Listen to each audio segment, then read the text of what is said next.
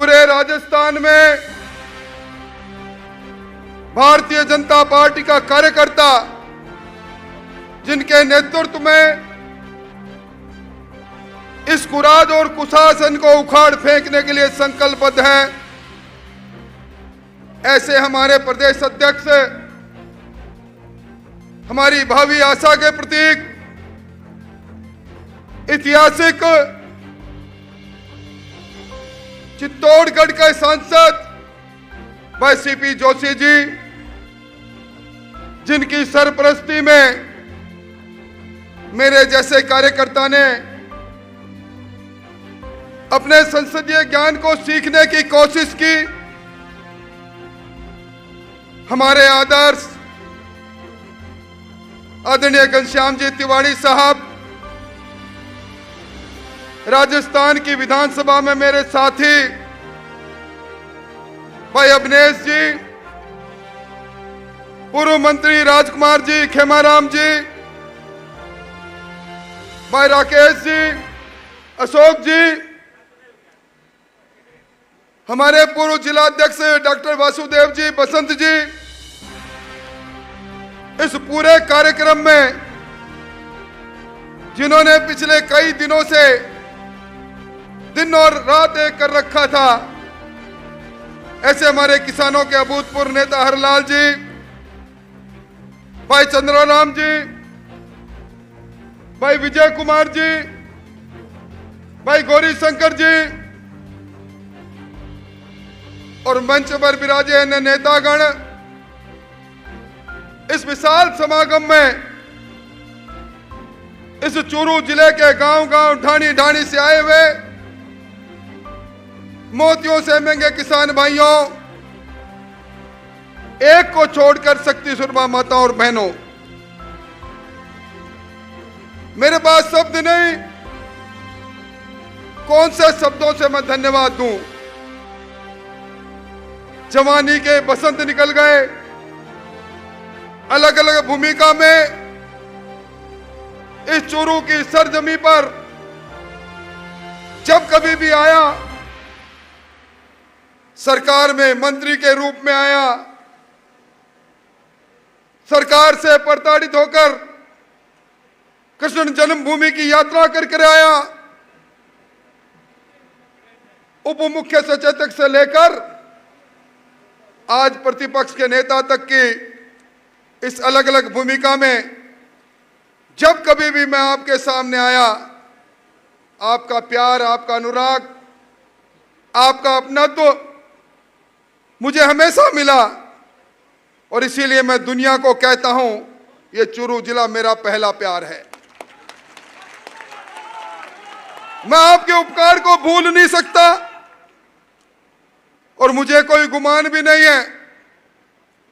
मैं धन्यवाद देना चाहूंगा हमारे नवनियुक्त प्रदेश अध्यक्ष जी को। इन्होंने एक बात कही कि अब कभी व्यक्ति परक नारे नहीं, पार्टी का नारा लगना चाहिए। हमारे नेता, विश्व के सबसे लोकप्रिय नेता नरेंद्र मोदी जी का नारा लगना चाहिए और इसीलिए मैं कह रहा हूं, मुझे गुमान नहीं कि मैं प्रतिपक्ष का नेता हूं। हां, मुझे अभिमान है, मुझे गुमान है कि मैं एक ऐसी पार्टी का कार्यकर्ता हूं जो विश्व की सबसे बड़ी लोकतांत्रिक पार्टी है। मुझे अभिमान है, अभी मॉर्निंग कंसल्ट एक एजेंसी है, वो रेटिंग करती है दुनिया में सबसे लोकप्रिय नेता कौन। उस मॉर्निंग कंसल्ट की रेटिंग में इस बार फिर पूरी दुनिया में सबसे लोकप्रिय नेता नरेंद्र मोदी जी का नाम है। मुझे अभिमान है मैं उस पार्टी का सदस्य, मुझे अभिमान है मैं उस पार्टी का कार्यकर्ता हूं जिसका जिक्र अभी सीपी जोशी जी ने कहा। धारा 370 हो 35 से जो भारत के माथे पर कलंक था, बरसों से नारा लगा रहे थे, जहां हुए बलिदान मुखर्जी वो कश्मीर हमारा है। और आज हम कह सकते हैं, जहां हुए बलिदान मुखर्जी वो कश्मीर हमारा है, वो सारे का सारा है। इस बात की को पूरा करने वाली पार्टी का मैं कार्यकर्ता हूं। हाँ, मुझे अभिमान है, मैं उस पार्टी का कार्यकर्ता हूं जिस पार्टी के नेता ने 2024 तक कोई गरीब बचे नहीं जिसके सर पर छत नहीं हो, प्रधानमंत्री आवास योजना बनाई। राजस्थान के अंदर 23 लाख प्रधानमंत्री आवास बनने चाहिए थे। हमारे चुरू जिले में भी बहुत से लोग इसलिए वंचित हो गए सीपी जी कि सरकार ने जब पीएमआई प्लस चलाया, प्रधानमंत्री आवास योजना प्लस चलाया, उसमें डेटा इन्होंने गलत भेजा या भेजा नहीं। मुझे अभिमान है, मैं उस पार्टी का सदस्य हूं। मुझे अभिमान है, बिना मांगे, किसी ने मांग नहीं की, हिंदुस्तान के 10 करोड़ से ज्यादा किसानों के खाते में 2 लाख करोड़ रुपया प्रधानमंत्री किसान सम्मान निधि का जो बिना मांगे सरकार भेज दे, मैं उस सरकार का, उस पार्टी का कार्यकर्ता हूं। भाइयों, यह आज हमारी जन आक्रोश सभा है और अभी सीपी जोशी और घनश्याम जी की अगुवाई में हम इस सभा के बाद जिला कलेक्ट्रेट पर कूच करेंगे। हम वहां ज्ञापन देंगे। जब मैं जन आक्रोश सभा को संबोधित कर रहा हूं, ठीक इसी समय राजस्थान की राजधानी में शहीद स्मारक पर किस्सा कुर्सी के खलनायक धरने पर बैठे हैं, सचिन पायलट धरने पर बैठे हैं। यह किरदार है, यह सरकार जिस दिन पैदा हुई थी उस दिन किस्सा कुर्सी का प्रारंभ हुआ था। मुख्यमंत्री मैं बनूंगा, मुख्यमंत्री मैं बनूंगा का खेल ने आज उसके अंतिम दृश्य की ओर यह सरकार बढ़ रही है। मुझे अफसोस इस बात का है, सचिन पायलट जी 19 महीने तक सरकार में उप मुख्यमंत्री रहे। सचिन पायलट जी विधानसभा का 5वां बजट जब पारित हुआ तब भी सदस्य रहे, एक शब्द नहीं बोले कभी। और आज जब अपनी ही सरकार को ललकारना था, जब अशोक गहलोत जी की सरकार के जड़ों में तेजाब डालना था, तब कंधे का सहारा लिया है पूर्ववर्ती सरकार के भ्रष्टाचार का। शायद वो भूल गए माथुर आयोग बना था, उसका असर क्या हुआ। शायद वो भूल गए जिन खानों के आवंटन की बात कर रहे हैं, वो खानों का आवंटन कब का रद्द कर दिया था बीजेपी की सरकार ने, पर उनको याद नहीं। यहां आप सब लोग बैठे हो भाइयों, आज 1.5-2 साल से डिमांड नोटिस आपके जमा है, आपके बूंद बूंद की सिंचाई योजना के जमा है। सरकार ने ऐलान किया कि हम मार्च 2023 तक सब कनेक्शन जारी कर देंगे। ट्रंकी प्रोजेक्ट लेकर आए, ट्रंकी प्रोजेक्ट 2300 करोड़ का प्रोजेक्ट अचानक 3900 करोड़ में पहुंच गया। 6 बार टेंडर की शर्तों को बदला, चांदी कूट रही थी सरकार। सचिन जी तब आपको याद नहीं आया, आपको तब याद नहीं आया जब अशोक गहलोत की सरकार उसी अडानी जी को, जिस अडानी के खिलाफ आप दिल्ली में प्रदर्शन करते हो, उसी अडानी की कंपनी को 1042 करोड़ का सिंगल टेंडर कोयले का, राजस्थान निर्माण के बाद सबसे महंगा कोयला 18,000 रुपए मैट्रिक टन के भाव से सिंगल टेंडर का कोयला देकर आप कोयले की दलाली का काम करते हो। वो सरकार आपको सचिन जी याद नहीं आई। सचिन जी वो सरकार याद नहीं आई जिस सरकार की सरपरस्ती में पिछले 2 सालों में 14,000 करोड़ की महंगी बिजली खरीदी गई। और भाइयों, अब इस सरकार के बारे में बहुत सी बातें सीपी साहब ने कही है, परंतु मैं एक जरूर कहूंगा, इस बार का बिजली का बिल देख लेना, जरा जोर का झटका लगेगा, क्योंकि 33 पैसे प्रति यूनिट फ्यूल चार्ज के और 7 पैसे अडानी जी के पैसे चुकाने, 7,440 करोड़ रुपए अशोक जी को, वो अडानी करके पैसे भी आपको देना पड़ेगा। अरे अंधेरी नगरी, चौपट राजा, हमने नगरों को अंधेरे होता देखा। आप सबनों ने विद्युत कटौती की दंश को झेला है। मैं समझता हूं यह सरकार जो वीरांगनाओं का अपमान करे, आज हमें हमारे जिन्होंने देश के लिए शहादत दी उनका सम्मान करते हैं। वो वीरांगना जिसका सुहाग चला गया वो अपने सुहाग पर अभिमान करती है, पर वो वीरांगना जब डॉक्टर किरोड़ी लाल के नेतृत्व में यह कहने आए कि सरकार ने जो घोषणा की थी उसके पैकेज को लागू करो मुख्यमंत्री जी, और मुख्यमंत्री जी की पुलिस उनकी चोटी पकड़ती है। विधानसभा में मैं बोलता हूं तो विधानसभा में संसदीय कार्य मंत्री जिन्होंने कहा था कि राजस्थान में बलात्कार इसलिए होते हैं कि यह मर्दों का प्रदेश है, वही मंत्री निर्लजता से खड़े होकर कहते हैं कि ये जो आप वीरांगनाओं के लिए सहूलियत मांग रहे हो ये तो नाते पर चली जाती है, ये तो अपने घर में रहती नहीं है। हमारा सर शर्म से झुक जाता है जब वीरांगनाओं के लिए ऐसी टिप्पणी सुनते हैं। क्या हम बर्दाश्त करेंगे इन बातों को? क्या हम बर्दाश्त करेंगे? हमारे हनुमानगढ़ में मंदरपुरा में एक नौजवान ने जब टीचर्स ग्रेड सेकंड का पेपर फिर आउट हुआ उसने आत्महत्या की। पारिक था, आगे नाम कन्हैयालाल पारिक। पिता को लिखा, पिताजी आप धान मंडी में जाकर बोरियां उतारते हो, मुझे ट्यूशन पढ़ाते हो, और आपको मैंने कहा था पिताजी आपके कंधे पर